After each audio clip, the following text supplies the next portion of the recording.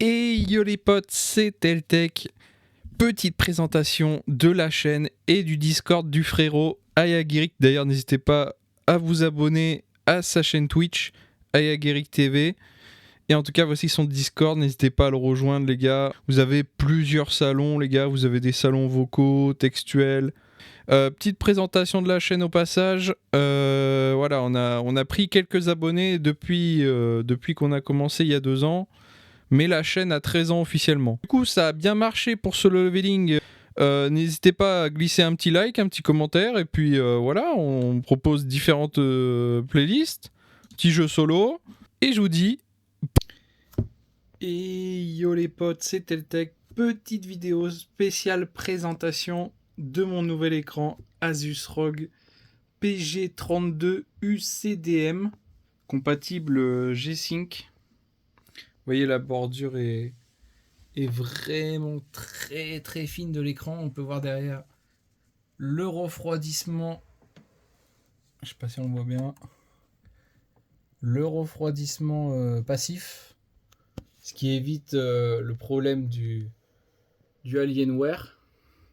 Je me suis permis de rajouter une petite BenQ screen bar qui éclaire l'écran. Du coup, on a des meilleurs contrastes, tout ça. La petite cam Logitech qui trône au-dessus de la screen bar.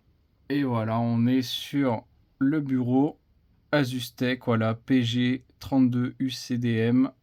Et on retrouve bien 4K natif, 240 Hz. Voilà pour le petit tour du produit. Alors j'ai désactivé tout ce qui est RGB parce que je déteste ça. Mais sinon, vous avez ici... une petite zone rétro-éclairée, et puis derrière aussi, vous pouvez, derrière l'écran, vous pouvez rajouter des effets de lumière, tout ça, pour ceux qui aiment.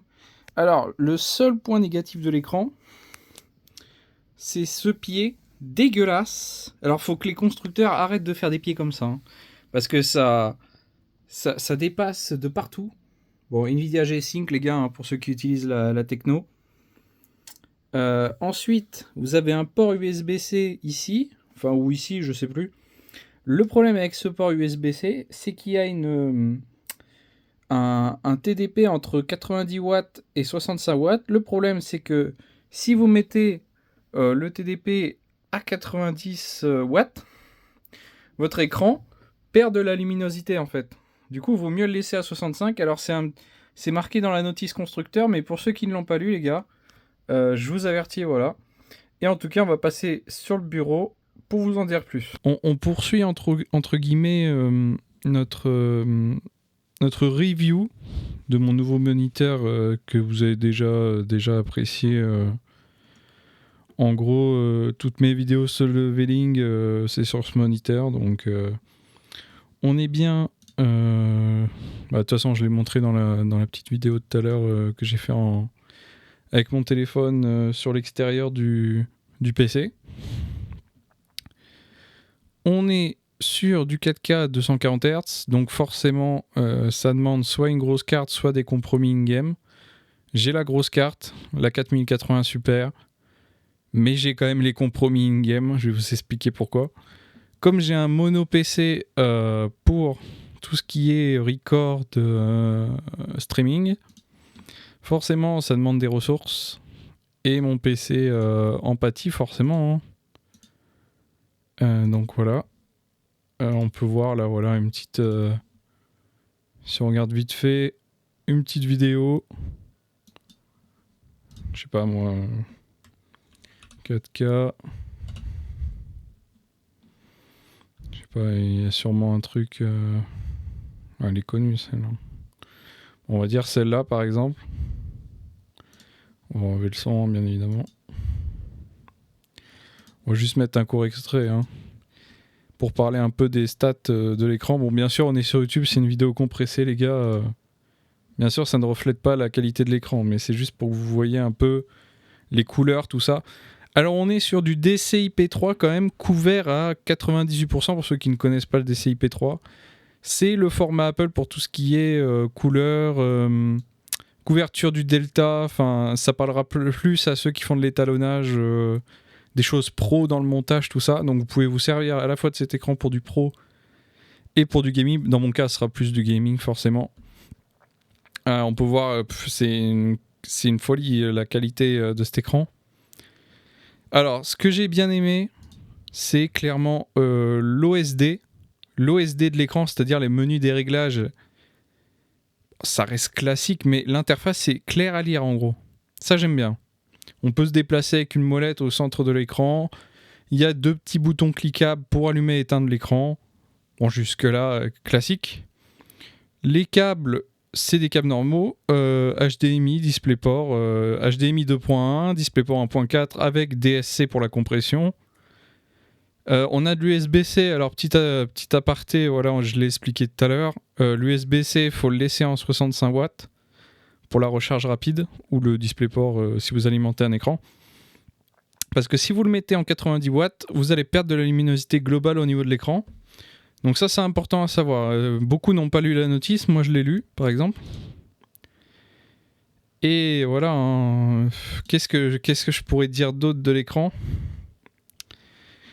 Par ça, je sais pas. Enfin, en gros, il n'y a pas grande nouveauté. Hein. C'est juste un écran OLED. Il est en 4K 240 Hz. Et voilà, c'est quand même une bonne qualité. Après, dire ce qu'il a de plus que les autres écrans. Attendez. ROG Swift, voilà. C'est un ROG, quoi. Hein. Qu'est-ce qu'ils disent eux ? Ouais, voilà, 003. Bah, c'est vrai que dans les jeux compétitifs, voilà, c'est une tuerie. C'est une tuerie. En fait, les images de gris à gris, quand certains y percevaient sur les DALI PS du ghosting, c'est-à-dire en gros entre chaque image vous aviez une image un peu fantôme, bah là elle n'existe plus hein, très clairement. Bon, pour ceux qui aiment la HDR, moi je déteste la HDR, mais vous avez de la HDR 400 True Black. Vous avez aussi le patch sur l'écran pour le Dolby Vision, pour ceux qui regardent des films de cinéma ou je sais pas moi, vous avez l'application Netflix ou quoi, vous le mettez sur votre écran. Donc c'est important quand même pour ceux qui l'utilisent. Bon là, il a été recommandé par pas mal d'éditeurs. Beaucoup de youtubeurs en ont fait la propagande. Alors je dirais que le principal défaut de l'écran, bah, c'est son prix. Hein, 1500 boulas, c'est un écran, bon, s'agirait peut-être de doser. Hein. Quand Alienware en fait à peu près le même pour 1300 €, bon. Voilà, après c'est le problème d'Alienware. Alienware, eux, ils n'ont pas un refroidissement passif à l'arrière, ils ont un refroidissement avec ventilo. Donc forcément, avec l'âge, le ventilo s'encrasse et ça fait un bruit monstre.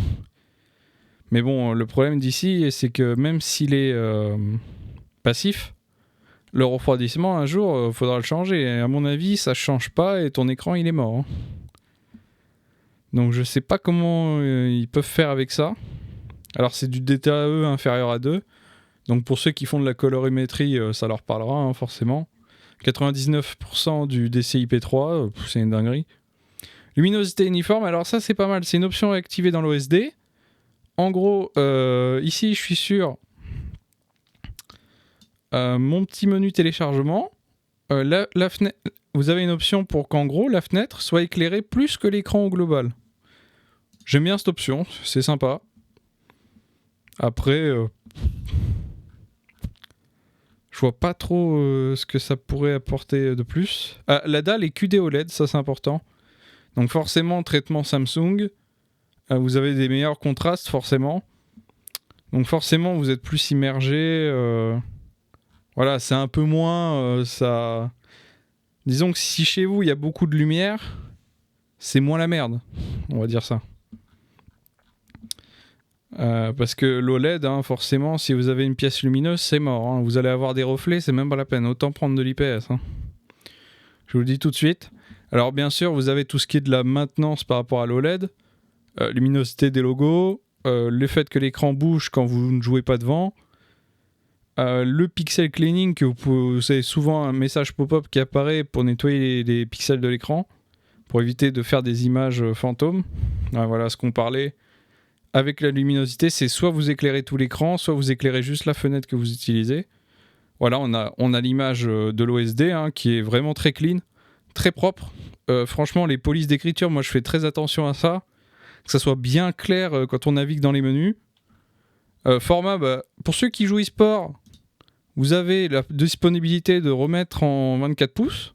Donc vous aurez forcément des énormes bornes noires sur le côté, mais bon, après les gars, voilà, vous pouvez mettre en format 27 pouces. Parce que l'écran, c'est quand même un 32 pouces de base, donc c'est assez grand. 32 pouces, pour ceux qui n'ont pas l'habitude, il faut quand même avoir un certain recul. Vous avez la norme VESA je vais jamais le prononcer. Adaptative Sync. Qu'est-ce que c'est ? C'est en gros, votre écran, il est en 240 Hz. Parfois dans le jeu, vous serez à plus des FPS, moins. L'adaptative, il va faire, en gros, ça va éviter tout ce qui est déchirement sur votre écran, tout ça.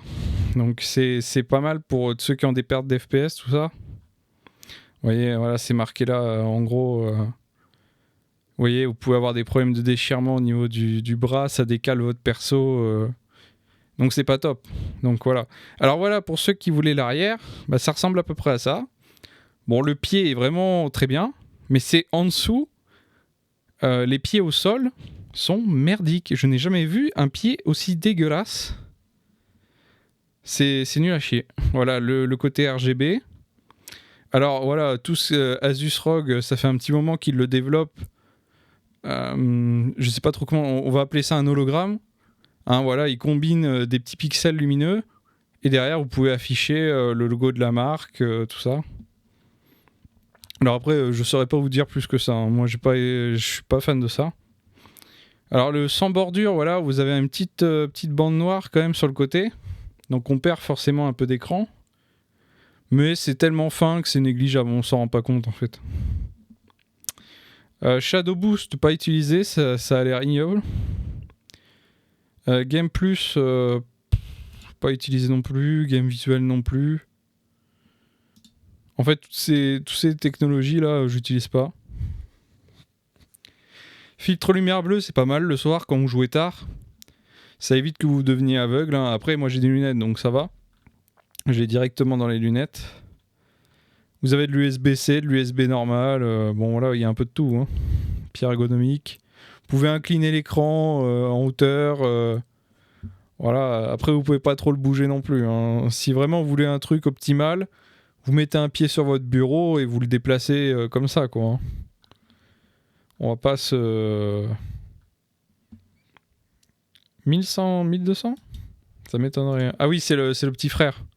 En gros, vous avez le petit frère de cet écran qui est en Quad HD, c'est-à-dire en 2540 par 1440. Non, 2560 par 1440. En gros, il a 1200 € et là, vous êtes sur du 360 Hz. Voilà, c'est le petit cousin idéal. Hein, voilà, cet écran est plus e-sport. Bon, après, il y a une version 240 Hz, il y a une version 360, il y a un peu de tout, quoi. Là, c'est plus la version 21/9 pour ceux qui veulent un 34 pouces.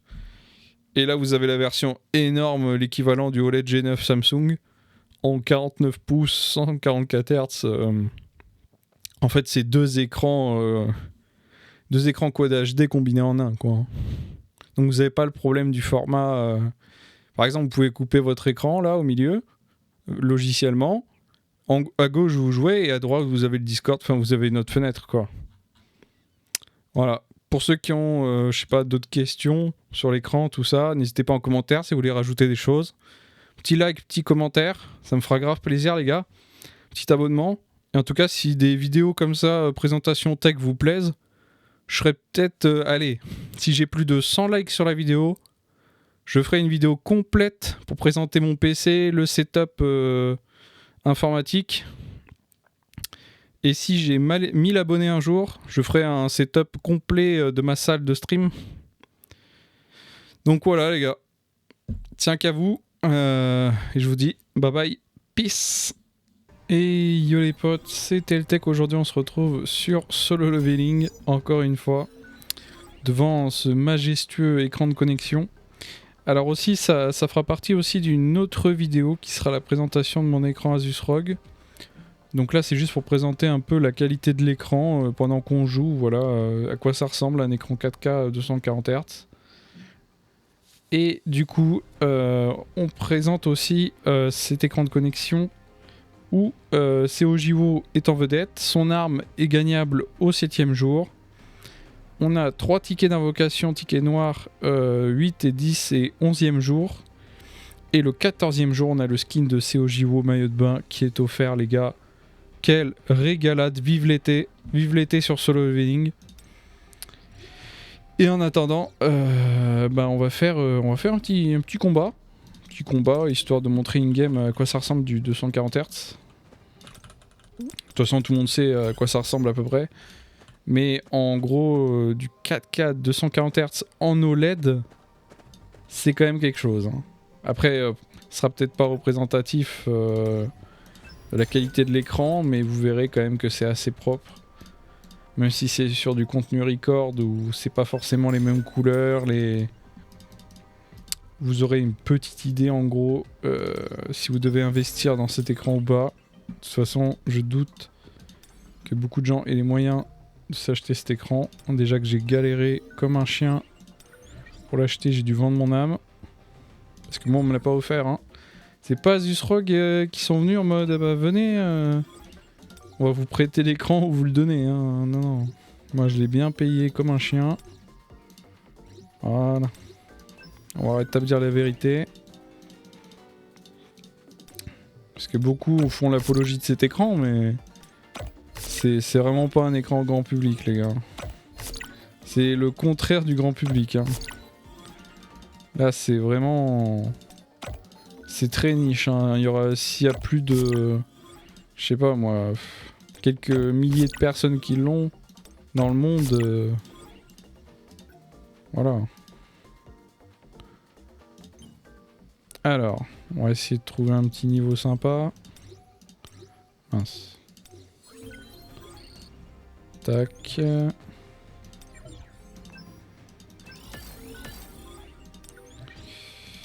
Alors, essayons de trouver un contenu. Bon, on va faire un petit Tigris, tiens, ça plaira aux viewers. On est habitué, hein, de toute façon, sur la chaîne. Bon, on reparle pas de tout ce qui est solo leveling, hein, bien sûr. Ah, voilà, on voit, de toute façon, les illustrations et tout, c'est assez sympa. C'est un bon petit jeu mobile, mais déjà, c'est assez propre quand même. Alors, on arrive in-game. On va regarder un peu les options graphiques. Alors vous me direz, oui, t'as un écran 4K frérot, pourquoi tu joues en 1080p? Eh ben forcément les gars, si vous voulez du 240 Hz, faut pas l'inventer, hein. C'est vraiment... Voilà quoi. Hein. Vous êtes obligé, parce que si vous êtes en 4K, vous pourrez pas avoir le 240 Hz. Pour cause, parce que vous aurez pas assez de puissance tout simplement. Après, je pourrais le mettre, mais bon, ça va... En gros, ça va engranger une consommation de fou. Ma carte graphique va tourner à plus de 300 watts, c'est vraiment pas mon but. En 1080p, c'est très bien. Alors, après, par contre, si je suis sur League of Legends ou des jeux e-sport, là, je peux mettre en 4K et en 240 Hz, il y a très largement de puissance. C'est juste que sur ce jeu-là, comme je joue avec des settings en très élevé, j'aime bien avoir quelque chose d'assez joli, du MSA en anti-aliasing. En 1.4 l'échelle de rendu, donc c'est vraiment du très très fin. Donc je suis un peu obligé sur ce jeu à mettre en 1080p, mais de toute façon vous ne verrez pas la diff.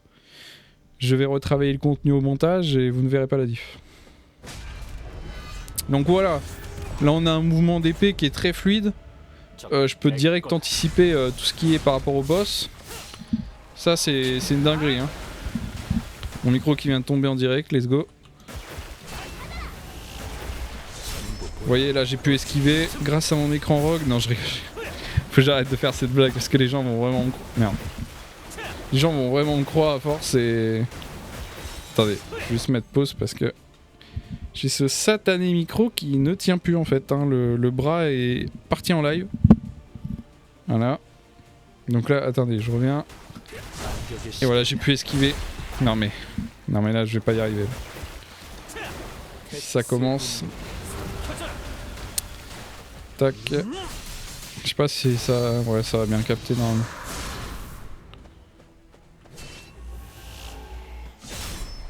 Aïe aïe aïe. Dommage. Allez, on passe en mode sérieux les gars, quand même. On va essayer d'être pas trop dégueu pour YouTube. Après c'est juste histoire de présenter l'écran, on s'en fout un peu du jeu, mais... Vraiment, si vous voulez vous faire plaisir en tant que gamer et que vous avez vraiment les moyens, foncez hein, tout simplement. Hein. Foncez. C'est une tuerie les gars. C'est l'écran ultime hein, pour les joueurs vraiment. Pour ceux qui s'intéressent de près au gaming, à l'e-sport, tout ça. Hop, petit ulti là. Yes. Boum. Voilà. On lui montre. Il grise de mort. Voilà. Alors, il est clear ce niveau ou pas, les gars? Palier 10 hein, quand même. Hein. En même temps que je vous présente l'écran. Alors, je sais pas si le micro ça a bien tenu ou... Et voilà, le boost d'artefacts. Pour ceux qui connaissent un peu le jeu. Nickel. J'ai eu quand même 5 artefacts 55, ça m'est bien. Après les stats sont toujours autant à chier, ça fait plaisir.